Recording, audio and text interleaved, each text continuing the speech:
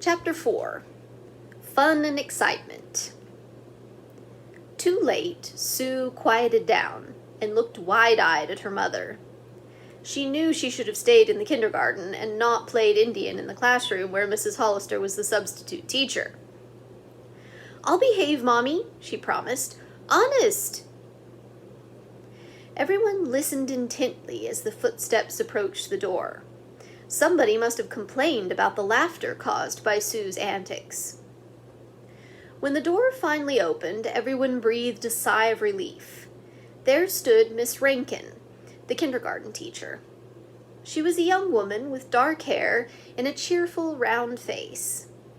"So there you are," she said, looking at Sue. "I thought I'd find you with your mother."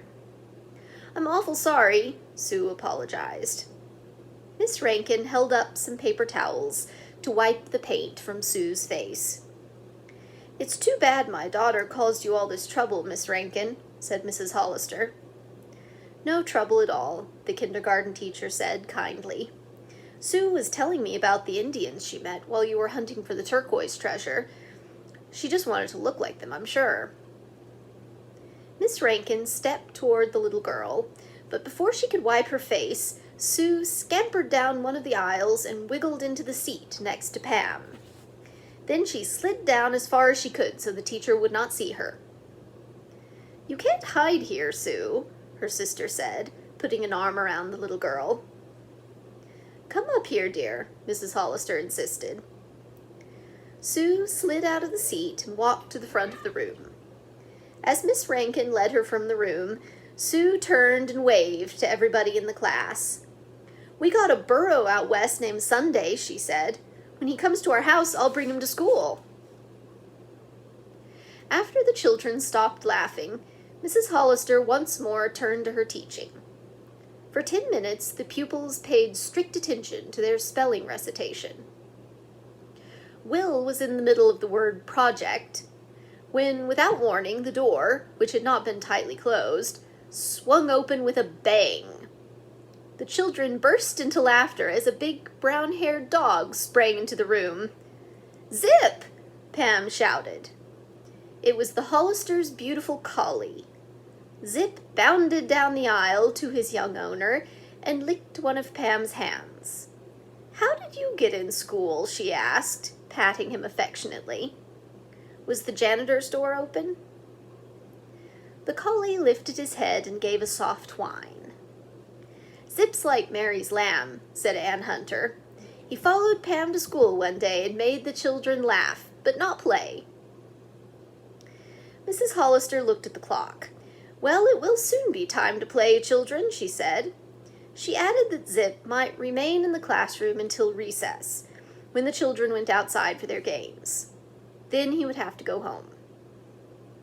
"Zip, come up here and lie down," she commanded. The collie walked to the front of the room and lay down near the teacher's desk. He closed one eye, but kept the other open to watch Mrs. Hollister. Evidently, he could not figure out why she was there. His action amused the new teacher, who smiled and said, "If Mr. Hollister were here, our whole family would be in school." "Except our cat Whitenose and her kittens," Pam laughed. At this moment, Joey Brill came storming into the room, waving a big stick in his right hand. "Where's that dog?" he shouted. "Oh, there he is. Come here, get out of school." As Joey ran toward Zip, the dog got up and scooted back behind Pam. Joey raised the stick as if to hit the animal, but Pam sprang up and wrestled it from him. "Don't you dare," she said. "It's unkind to hit animals." "Your dog has no right in our school," Joey said, "and I'm going to drive him out. Mr. Russell told me to." "You'll not do it with a stick," Mrs. Hollister said angrily. She had followed Joey and now grabbed his arm. "If Mr. Russell wants Zip to leave, we'll see that he gets out of the building. Pam, please lead Zip outside and tell him to go home." "Yes, Mother," Pam replied, getting out of her seat and heading for the door. "Come on, Zip, let's go." She led the dog down the corridor and out the front door of the school. Joey followed menacingly, but did not try to hit Zip again. "Now go home, Zip," Pam ordered, "and stay there until we get back." The dog looked up into the face of his owner. Then he started off through the schoolyard, and Pam returned to the classroom. As she passed Ann Hunter's seat, the girl whispered, "We never had so much fun with a substitute teacher before. I hope your mother will be here a long time." Pam smiled. She thought her mother was a very good teacher, but Pam knew Mrs. Hollister could not remain very many days in school. When would Miss Nelson return? And were those rough-looking men connected with why she had looked so sad when Eskimo dogs were mentioned? Mrs. Hollister continued with the lesson until the bell rang for recess. After Pam had slipped into her jacket, she went to give her mother's hand a squeeze and then ran out to the schoolyard. The older boys and girls had obtained a softball and bat from the gymnasium. Now they were ready to pick sides for a game. "I'll be captain of one team," Joey Brill announced, gathering a few of his friends about him. "Pete, you take the other," Dave Mead called out, and several of the children said, "Yeah!" "Okay," Pete said. "I'll challenge you, Joey." The two captains selected boys and girls until the sides were even at 9 apiece. "My team's up first," Joey said importantly. "Let's twirl for first licks," Pete suggested. When Joey grudgingly consented to this, Pete picked up a bat and tossed it to him. Joey grabbed it at the base with one hand. Pete put a hand above his on the handle, then Joey another still higher. This kept on until there was only room enough for Pete to grasp the top in his fingertips. "3 times around your head without dropping it, and our side's up first," shouted Pam. Her brother had picked her to play second base. Pete carefully twirled the bat around his head once, twice. It almost slipped from his fingers. 3 times. His teammates shouted approval, and there was nothing the glowering Joey could do about it.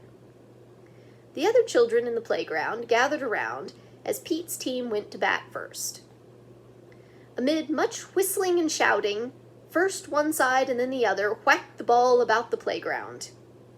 Before the 15-minute recess was over, Pete's team was ahead, 7 runs to 6.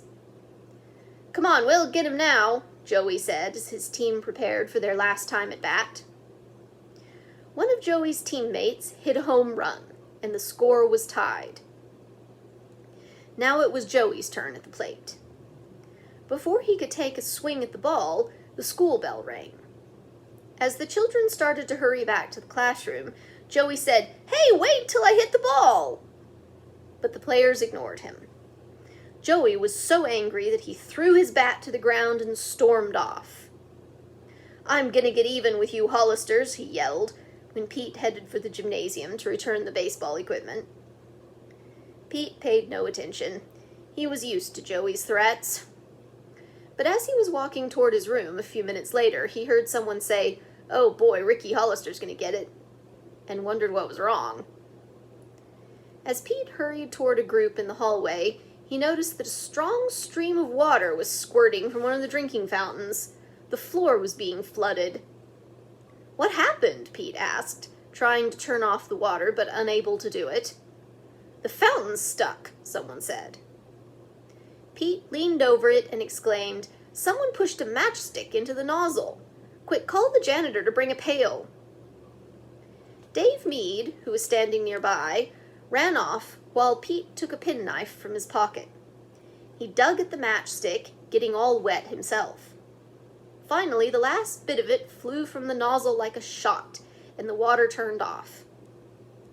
"Who did this?" Pete asked. "I know," said a girl standing nearby. "Ricky Hollister." Pete turned to face her. She was Alma Brown. "My brother did this," he said unbelievingly. "Yes," Alma replied. Just then, Mr. Logan, the janitor, came down the hall carrying a mop and pail. He was followed by Mr. Russell. "What's going on here?" the principal said, as Mr. Logan began to sop up the water. Ricky Hollister put a matchstick in the drinking fountain, Alma spoke up quickly. Mr. Russell looked sternly at Pete. Did you know about this? No, sir. Without another word, the principal turned and strode back to his office.